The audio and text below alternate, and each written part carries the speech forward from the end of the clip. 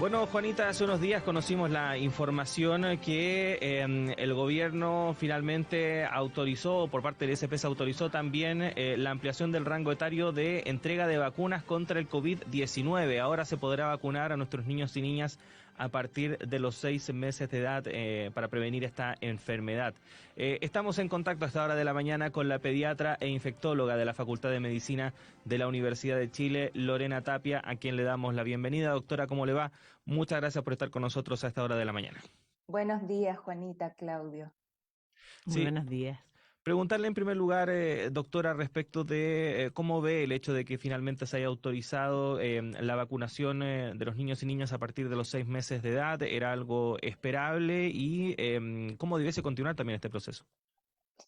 Hola, sí, mira, es esperable, como dices tú, era esperable y era esperado por muchos papás que ya habían vacunado a sus hijos mayores y que tienen hijos pequeñitos, guaguitas desde los 6 meses y estaban esperando esta noticia.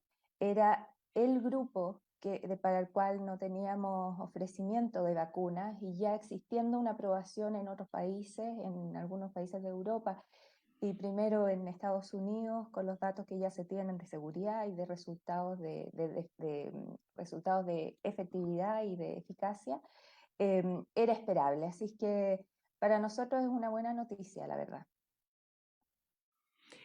Doctora, eh, si bien es cierto, no había disponibilidad de vacunas para los niños a partir de los 6 meses, sí estaban a partir de los 2 años y sin embargo, uno de los problemas que se ha visto es la baja vacunación que hay sobre todo los niños a nivel de párvulos, ¿no es cierto?, en los colegios, lo que sería el primer ciclo básico. ¿Cómo cree usted que se podría superar esta situación? Porque ya es una crítica que lleva bastante tiempo. Sí, mira, creo que primero que nada hay que reconocer y seguir insistiendo en que la pandemia y la presencia de este virus SARS-CoV-2 continúa entre nosotros, continúa enfermando pacientes, continúa falleciendo pacientes, existe mortalidad, para una enfermedad en que tenemos una posibilidad de prevenir esas muertes y esas enfermedades graves. Ya existe consenso que las vacunas protegen precisamente para los casos más graves y hospitalizaciones. Por lo tanto, si nosotros seguimos insistiendo en que hay virus, que tenemos vacunas y que sobre todo las vacunas son seguras, creo que podemos llegar a ese grupo. Ahora, ese grupo en particular, que es el de padres que tienen dudas respecto a vacunar a los niños, es un grupo que uno tiene que entender, pueden existir dudas. Y ahí es donde nosotros los pediatras, la gente de ciencia, quienes son líderes de opinión, tenemos que darle la seguridad a esos papás o a los tutores de los niños y niñas que están en esta situación, que no han sido vacunados, en que las vacunas son seguras y que los riesgos que existen son similares al resto de las vacunas que nosotros usamos en ellos. Sí, sobre ese punto quería pedirle, doctora, que insistiéramos y profundizáramos, porque efectivamente, por el contexto de emergencia en el cual tuvimos que enfrentar esta enfermedad, en muchos padres, y apoderados, mamás, quizás quedó la idea, y es también uno de los argumentos que suele escuchar uno cuando se topa con alguien, por ejemplo, que está en contra de las vacunas, gente antivacuna, que estas vacunas no, serían experimentales, que no estarían bien desarrolladas, que no habrían pasado por todos los procesos que en general sí pasan vacunas que se hacen en un contexto no de emergencia, en pocas palabras que están hechas a la rápida en el fondo y que por lo mismo no hay certeza de que puedan ser seguras o no y por lo mismo hay miedo de vacunar a un niño, sobre todo mientras más chicos que se suelen mirar como con más fragilidad, ¿no? Como que cualquier cosa les puede llegar más fuerte. ¿Qué podríamos decir al respecto? Porque está alejado eso de la realidad en el fondo. Bueno, con respecto solamente un punto a lo último, y los padres de guaguitas y niños más pequeños tienen razón, las infecciones pueden ser más graves en niños más chicos y eso también con COVID.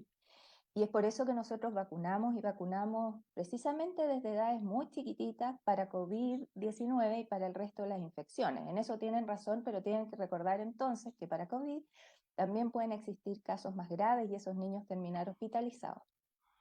Con respecto a lo primero, de que estas vacunas son de cierta manera experimentales, la verdad que experimentales no es la palabra, son vacunas que están siendo autorizadas de manera de emergencia, pero eso no significa que se han probado en pocos pacientes, en que tenemos datos que no son seguros. A nosotros se nos han dado datos, tenemos datos de muchísima gente vacunada, muchísimos niños vacunados, porque este periodo de pandemia ha circulado mucho virus y hemos tenido la posibilidad de obtener rápidamente los datos de eficacia, si sirven o no las vacunas. Eso no es y no ha sido así para otras infecciones que circulan mucho menos. Por lo tanto, nos demoramos mucho más tiempo en tener esos datos de cómo funcionan. En un periodo de pandemia donde miles, millones de pacientes están siendo infectados, uno en pocos meses puede darse cuenta de que las vacunas sirven. Y por otro lado, las vacunas que se están usando en nuestros niños son vacunas que, bueno, primero se fueron utilizadas en adultos con muy, muy buenos resultados, y hay muchas que ya tienen muchos datos en niños y que han resultado muy seguras. Y no estamos hablando de cientos de datos, estamos hablando de millones de pacientes que han sido vacunados en el mundo y con los cuales nosotros, o sea, la gente de ciencia, tiene la certeza de que han sido seguras y muy efectivas, sobre todo en este grupo de niñitos más chicos.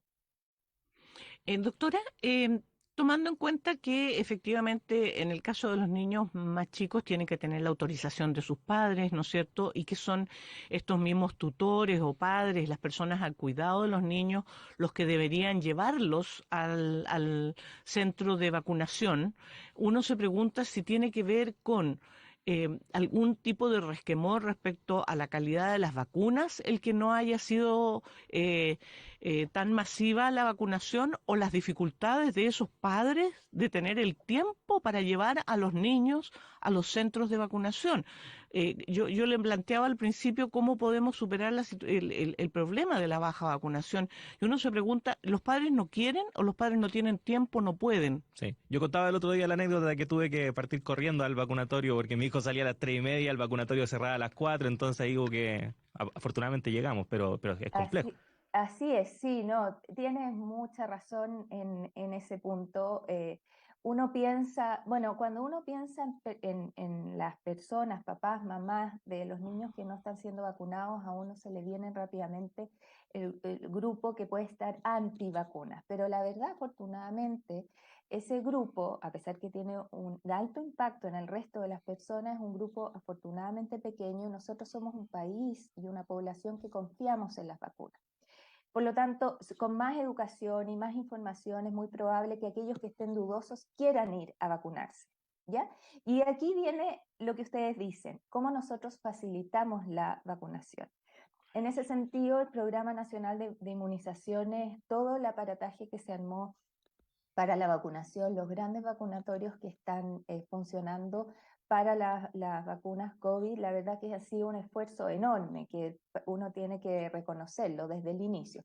Pero probablemente ahora, con una disminución como de la sensación de riesgo, ¿cierto? Una disminución de la vacunación, es posible que los horarios estén más difíciles, que ya no tengamos tantos operativos para vacunar a los niños. Por lo tanto, en este grupo en específico, yo creo que uno, se tienen que reforzar ese tipo de horarios fuera de trabajo, donde los padres podamos llevar a nuestros hijos a vacunar, y lo otro, quizás reforzar el llevar la vacunación a salas cunas, a jardines infantiles, que eso también es una posibilidad y se ha hecho antes, coordinando desde los consultorios para llegar a esos lugares donde están esas guaguitas.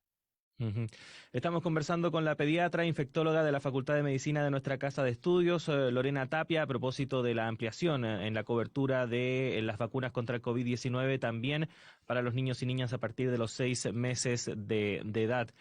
Doctora, ¿qué tipo de vacunas se están entregando o se entregarían también a los niños y niñas? Porque durante los últimos días hemos conocido y hemos escuchado muchos palabras, tecnicismos que a lo mejor confunden un poco a la población, vacunas de de primera tecnología, de segunda tecnología, ambivalentes, bivalentes, etcétera, etcétera. ¿Qué tipo de vacunas se están entregando o se van a comenzar a entregar también a este rango etario, tomando en cuenta también la enorme cantidad de variantes que hemos conocido durante este periodo de la enfermedad?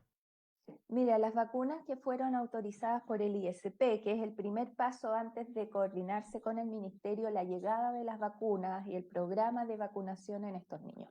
Las vacunas que se aprobaron en el ISP, que son posibles de utilizar en este grupo, son las tres más frecuentes, que son la vacuna del laboratorio Sinovac, de CoronaVac, y las vacunas del laboratorio Pfizer, BioNTech y Moderna. De esas, Sinovac es una vacuna de tipo inactivada, es básicamente poner el virus completo inactivado de manera que uno responda y monte una defensa contra ese virus, y las otras, Pfizer y Moderna, son las vacunas de tipo RNA, de las vacunas que un poco más modernas, las más nuevas, ¿cierto? Que han tenido un impacto enorme y una muy buena respuesta a la población en general, y de hecho en muchos países actualmente se está priorizando y tratando de priorizar ese tipo de vacunas por el efecto que tienen.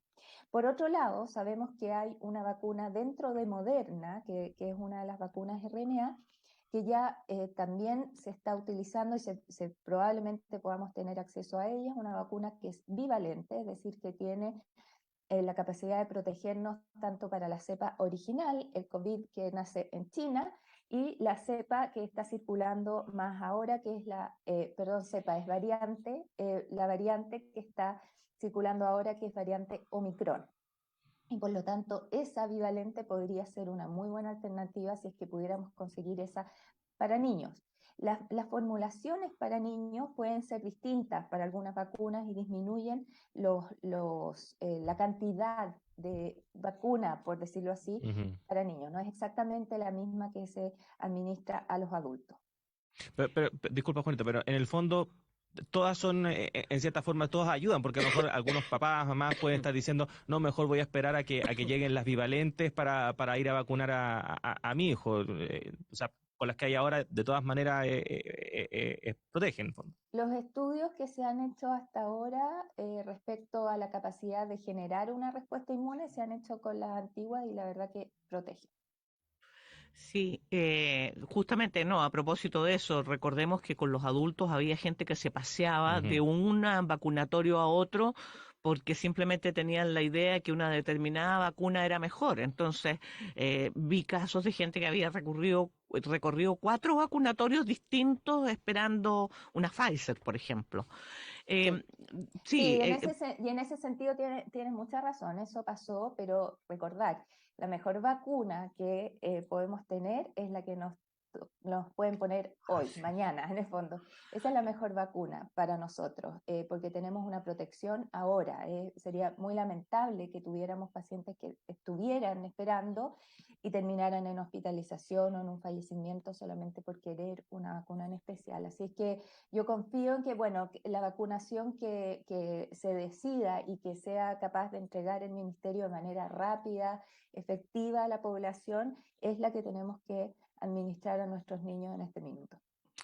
Doctora, ¿se sabe, dos consultas? Una, ¿se sabe a partir de cuándo aproximadamente estarían disponibles y empezaría este proceso de vacunación?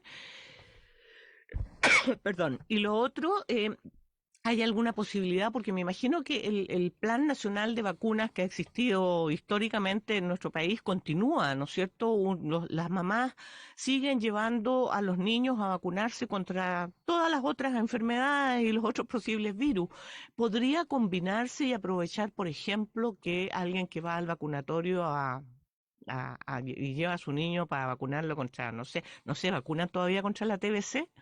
Yo soy muy vieja, pues, doctor. El recién nacido se vacuna Recién nació contra yo estoy vieja ya, yo ya perdí ya el de cuándo vacunan a los niños, pero si lo llevan para otra vacuna, ¿podría aprovecharse en ese momento, por ejemplo, de vacunarlo inmediatamente contra el COVID? Es muy probable que eso sea así. la gran adherencia que tienen los papás y mamás de llevar a sus niños a vacunar tiene mucho que ver con eso, con que coincide con el control sano de los pacientes. Nosotros podemos poner varias vacunas el mismo día para facilitar un poco este proceso de vacunación. Exactamente cuándo y cómo el Programa Nacional de Vacunaciones va a decidir armar este esquema y cómo ofrecerlo, no está claro. Este es el primer paso, tiene que salir entonces la recomendación del comité de expertos también, que muy probablemente está muy abierto a esta vacunación, de hecho la estaba esperando, y después viene todo el proceso ya más logístico, estrategia, llegada, compra de vacunas, y de eso no sabemos cuándo. Pero lo más probable es que en los casos de niños que tengan que ir a ponerse vacunas se pueda poner al mismo tiempo. Pero probablemente también haya una manera de salida, como estábamos hablando, hacia la cuna, jardines infantiles, y en ese caso esos programas solamente consideran la vacuna en especial de COVID. Doctora Lorena Tapia, pediatra infectóloga de la Facultad de Medicina de nuestra Casa de Estudios, a agradecerle que haya estado a esta hora conectada con nosotros. Que esté muy bien, que tenga un buen día. Gracias, Claudio. Adiós, Juanita. Buenos días, doctora, que esté muy bien. Igualmente.